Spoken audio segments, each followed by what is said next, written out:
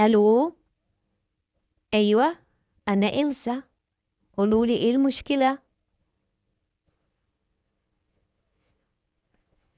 عندكم بنت على طول بتقول لماما انها زهقانة في الاجازة ومش لاقية اي حاجة تعملها، وكمان عايزة تقعد على التليفون طول النهار. اسمها ايه البنت دي؟ امم احنا في حاجات كتير ممكن نعملها في الاجازة. اول حاجة، نصحى بدري شوية ونساعد ماما في ترويق البيت، ونشوف ماما محتاجة مننا اي حاجة ولا لأ.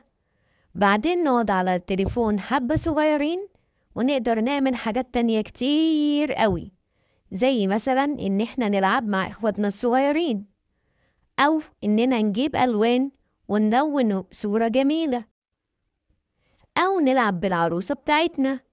إنما ما ينفعش طول النهار نقعد على التليفون ولا نقول لماما إحنا زهقانين من الأجازة. بتقول إيه؟ هتعمل الأفكار الحلوة اللي إحنا قلناها؟